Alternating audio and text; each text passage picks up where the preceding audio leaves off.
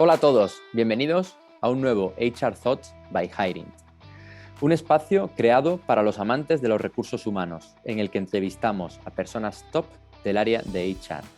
Hoy nos acompaña Tamara Codón, Head of HR Development, Change Management and HR Improvement en Navantia. En este capítulo hablaremos sobre atracción del talento, cultura empresarial, transformación y los retos de capital humano para los próximos años. Gracias por acompañarnos, Tamara. Bienvenida.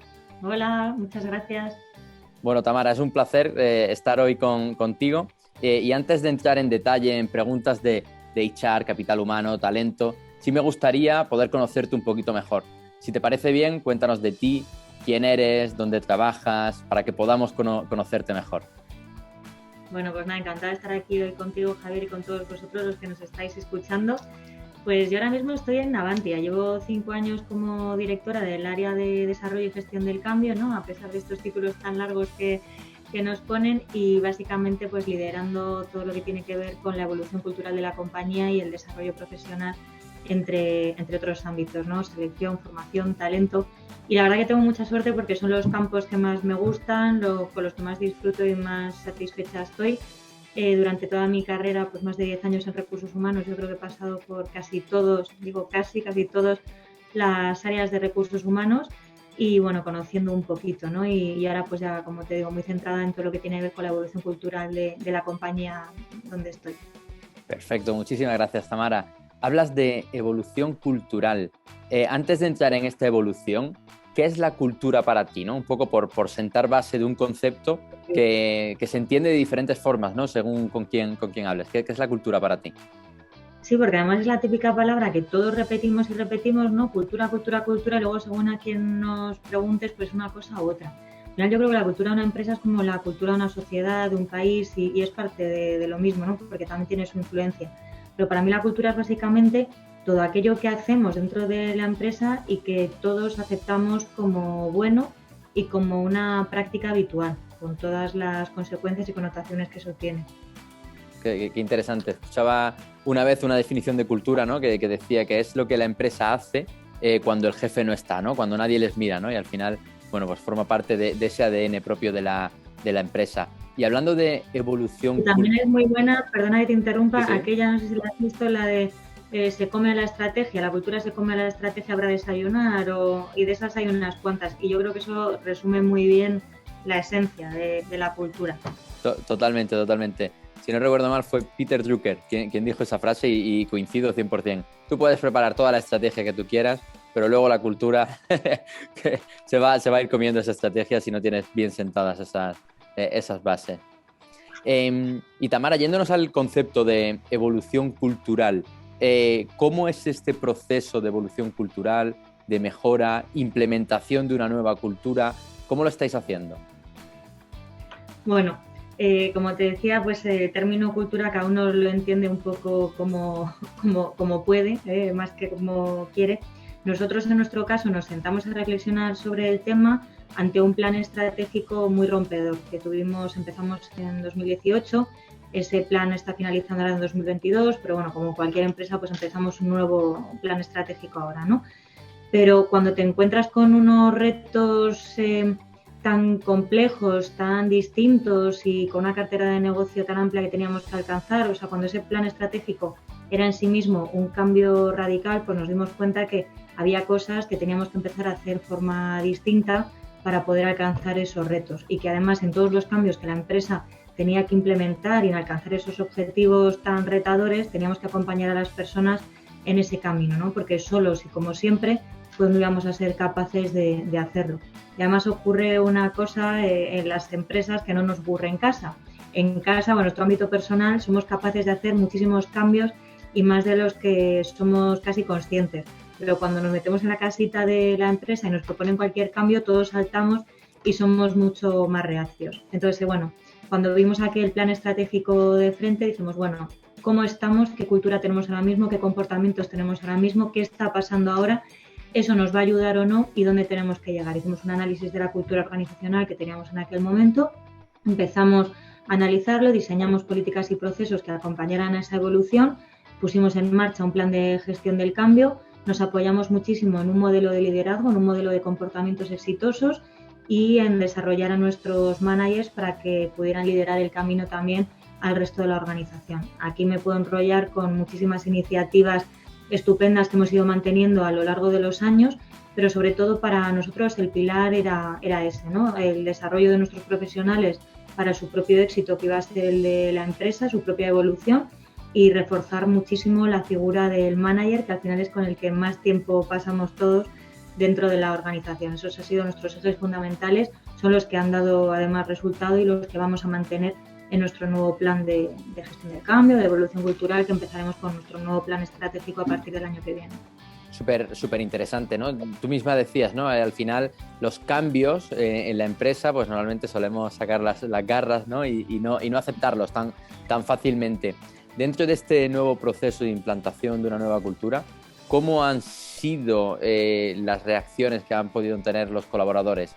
¿Han estado reacios, abiertos o cómo ha ido también esa propia evolución del colaborador en la nueva cultura?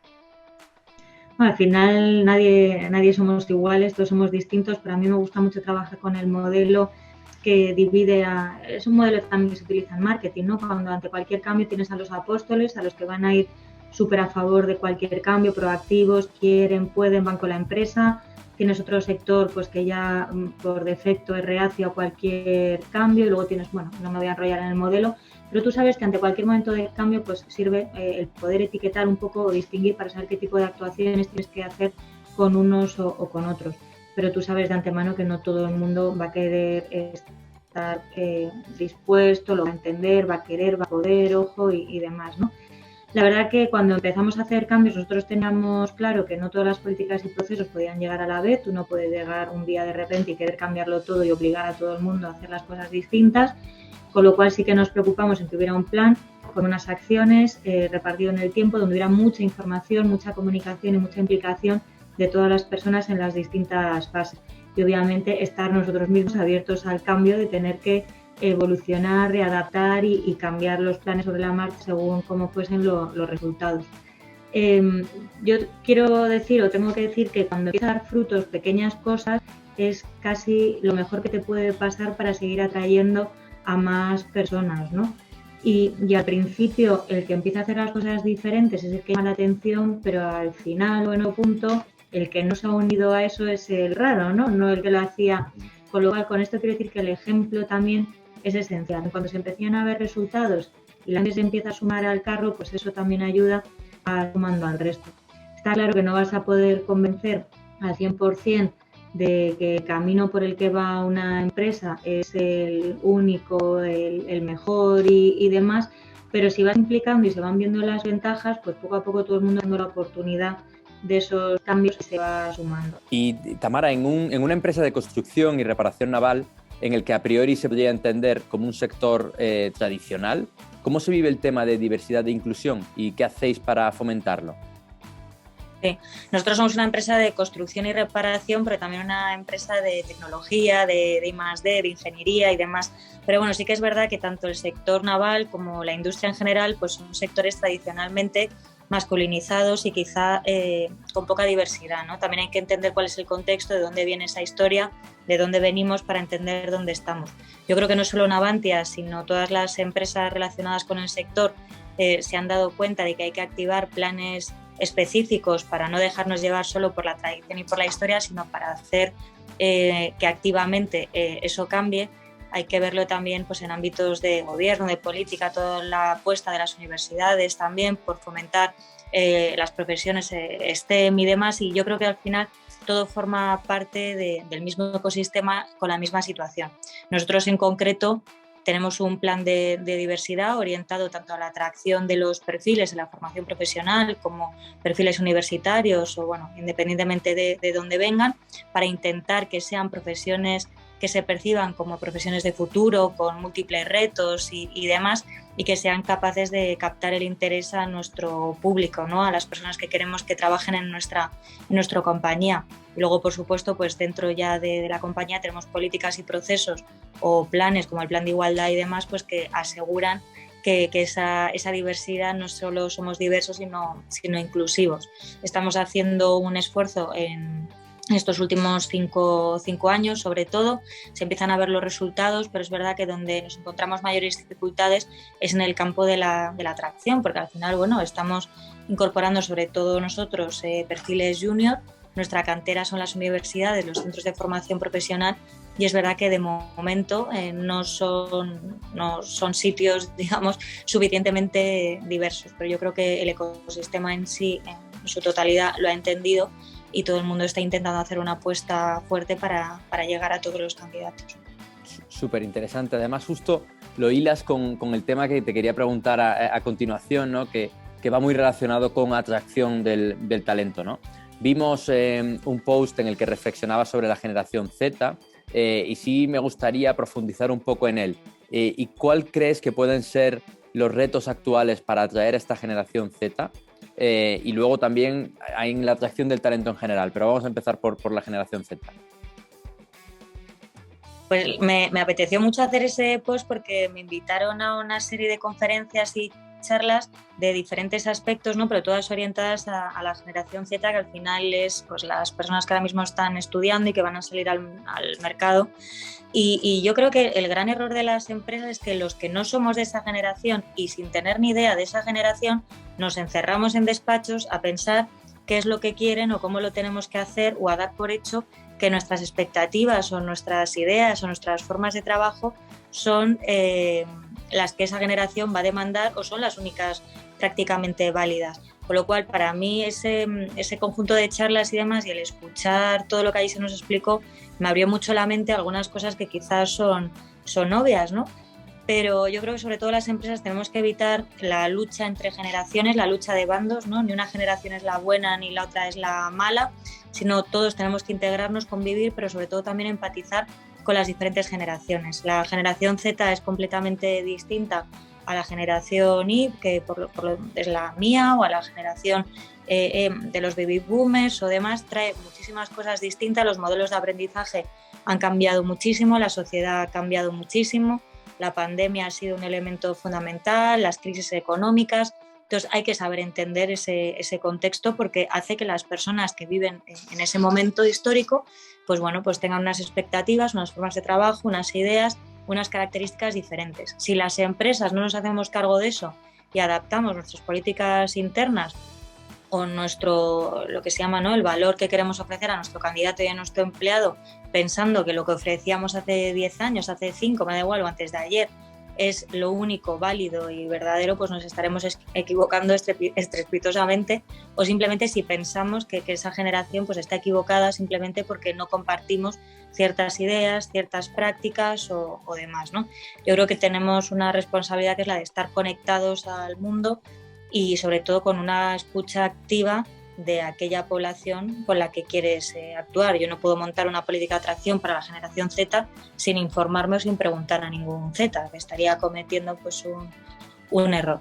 Yo creo que las empresas siempre pensamos luego más ampliamente sobre la atracción, que todo el mundo va a estar en nuestra puerta esperando a que les contratemos, y yo creo que ahora mismo pues eso también ha cambiado. Y el otro día escuchaba a una compañera decir, bueno, es que ahora los candidatos son los que nos entrevistan a nosotros, y es verdad. La gente cada vez es más demandante, la gente quiere saber dónde va a pasar el mayor tiempo de su vida, ya no es solo la marca, sino es cómo se vive luego dentro, ¿no? La cultura que hablábamos antes, el ambiente, el clima, las oportunidades, y tenemos que reforzar esa propuesta para nuestros candidatos, indudablemente. Me parece, Tamara, súper interesante lo que acabas de contar, ¿eh? Hay varias reflexiones, ¿no?, que yo creo que son dignas de enmarcarlas, porque al final está claro, ¿no? Yo creo que todas las generaciones hemos pensado cosas distintas de las otras generaciones, pero si vamos por el camino de la lucha entre generaciones, mal vamos, hace falta empatizar. Y me quedo con una reflexión que yo creo que es necesaria, ¿no?, para todos los ámbitos de la vida, ¿no? Muchas veces cuando se hacen estrategias en las empresas o cuando uno empieza a hacer este plan de atracción del talento, si lo hace desde un despacho, sin salir del despacho, sin empatizar con la generación como tal, pues bueno, va a tener ciertas hipótesis, ¿no?, pero no va a saber realmente qué es lo que va buscando esta generación, ¿no? Y yo creo que ese es el camino, ¿no?, que se debe llevar, el poder empatizar y vivirlo en el día a día con las generaciones futuras para que los planes del mañana pues tengan todo el sentido. Totalmente. Y con respecto a... Ahora mismo tenemos muchos retos, ¿no? Porque estamos en un momento de cambios y de incertidumbre. ¿Qué retos, no solo en la generación Z, sino qué retos en atracción del talento en general os estáis encontrando dentro de Navantia? Pues mira, uno de ellos es el que estábamos comentando, que es esa convivencia intergeneracional. Nosotros en nuestro caso llevábamos muchos años sin poder contratar y pues en los últimos 5 abrimos un plan de empleo tremendo, sobre todo apostando por las nuevas competencias, por rejuvenecer la plantilla. También nos estábamos enfrentando a numerosas salidas y demás, con lo cual ir a buscar a ese talento joven con menos experiencia y demás pues ha hecho que nos planteemos muchas cosas, ¿no? Como decía, en cuanto a políticas, procesos y demás. Pero claro, luego hay que incorporarles en la empresa, convivían por primera vez 4 o 5 generaciones a la vez. Claro, nos encontramos con retos, es que nunca había casos en los que había managers que nunca habían gestionado pues, a una generación que en su casa son sus hijos, ¿no? Entonces, pues el reto es importante, el cómo hacemos que esas generaciones se entiendan, convivan, que todas las formas de trabajar confluyan y apostando porque esa diversidad, en este caso la generacional, pues es la que nos hace más fuertes. Con lo cual, reto generacional, el reto de la diversidad, el reto de la cultura. Si te das cuenta, pues al final todo tiene que ver una cosa con la otra, ¿no? No son aspectos aislados, con lo cual muy importante también el plan de acogida de todas las nuevas incorporaciones que estamos teniendo, nuestro plan de atracción y luego pues dentro de la empresa todo lo que tiene que ver con la concienciación y con la evolución cultural para que todos trabajemos juntos de manera exitosa. Bueno, espero que el reto acaba de empezar, pero con muchos frutos ya, está teniendo éxito, las cosas están saliendo bien, pero bueno, queda camino para seguir adaptándonos, porque al final cuando ya te has adaptado a ese reto que identificabas, ya tienes otros cuantos encima de la mesa, ¿no? Porque el mundo fuera sigue cambiando, ¿no? Con lo cual yo creo que eso es un reto en sí mismo, ¿no? Cómo las empresas, con el tiempo que tardamos en observar, si observamos, en definir políticas o procesos, adaptarlas, ponerlas en marcha, hacer que te sigan y demás, para cuando ese proceso está en marcha, pues hay más cosas fuera a las que tienes que estar atento, ¿no? Entonces esa agilidad pues es muy importante y es un reto en sí mismo. Totalmente. De hecho, creo que es, sin duda una de las skills del presente y del mañana es la capacidad de adaptarse a los cambios, ¿no? Y me quedo también con eso que comentabas, ¿no? De la diversidad generacional. Yo creo que cada generación aporta y tiene un impacto enorme, ¿no? Tanto en las organizaciones como en la sociedad, ¿no? Y es importante no aislar a las generaciones, sino que convivan, ¿no? Y no con esto del edadismo, ¿no? No dejar de no contratar a gente mayor de cierta edad, ni no contratar a los juniors, sino que yo creo que cada uno tiene su propio aporte y hace que la cultura en sí sea lo más rica posible.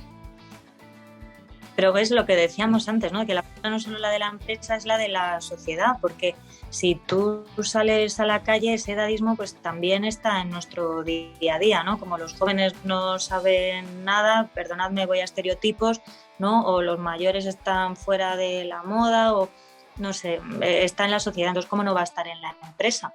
Pero nosotros al final tenemos el deber de acercar esos mundos y poner en valor, como tú decías, pues todos los aspectos positivos y todos los aprendizajes que esa oportunidad de estar todos en esa diversidad, en esa convivencia, pues aporta, ¿no? Todo lo que se puede aprender.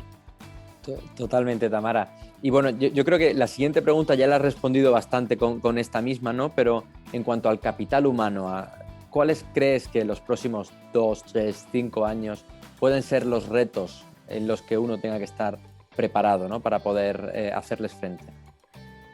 Pues yo creo que las empresas seguimos siendo cortoplacistas en general, ¿no? El de trabajo, el día a día, los juegos, las prioridades nos hacen centrarnos pues, en lo que necesitamos hoy y trabajamos poco en la evolución de los puestos de trabajo, la evolución de las necesidades, la evolución de las necesidades de nuestro cliente, y cuesta compaginar la necesidad y el fuego del día a día con anticipar ese futuro, ¿no? Y yo creo que al final siempre vamos llegando tarde, ¿no? A ese tipo de cosas. Entonces, ¿cómo podemos hacer para estarnos preparando ya para esta generación, por ejemplo, en este caso, ¿no? Lo que estábamos diciendo, cuando después de esta vendrá otra, cuando esta generación sigue avanzando a su vez, cuando luego a nivel también de empresa la cantidad de tendencias, ¿no? Porque hace años teníamos Lean, ahora tenemos Agile, y con esto pues se me pueden ocurrir otra serie de nombres en inglés que cuando la empresa detecta y empieza a implementar, porque es la forma de trabajo que determinamos que ahora es la que mejores resultados nos trae, pues tenemos otra en el mercado, ¿no? Entonces, bueno, todo eso está dentro de una empresa y me repito con lo anterior, pero es que tiene mucho que ver. El reto de la flexibilidad, de la adaptabilidad y de ser capaces de anticipar las necesidades futuras para empezarlas a preparar hoy y no cuando ya las tienes encima de la mesa, pues que hacer que todo eso confluya y trabajar en todo de forma simultánea, pues es muy complicado, ¿no? Y sobre todo a mí no me gusta que se perciba como modas, ¿no? Bueno, pues ahora somos Agile, ahora somos Lean, ahora somos generación Z. Esas etiquetas a veces nos perjudican porque no se ve el trasfondo, ¿no? De que no lo estás haciendo porque sea una moda o porque lo hace tu vecino, sino a dónde quieres llegar con esa serie de estrategias y ser capaz de moverlas tan rápido como se requiere. Yo creo que eso es la complejidad y el reto de las empresas, y que las empresas al final son personas. Las empresas no son entes imaginarios, en este caso pues los 4.000 que formamos Navanti. Totalmente, Tamara. Al final, bueno, como dices, ¿no? Las empresas son personas y tenemos esa necesidad de ir adaptándonos día a día a estos nuevos retos que no paran, ¿no? El mundo no para de girar. Muchísimas gracias por haber estado con nosotros. Me ha encantado estos minutitos que hemos echado, porque la verdad que han sido súper interesantes, conocerte mejor a ti, conocer mejor Navanti y todos los planes que estáis poniendo en marcha, y conocer acerca de vuestra cultura. Así que muchísimas gracias, Tamara. Muchas gracias a ti, encantada.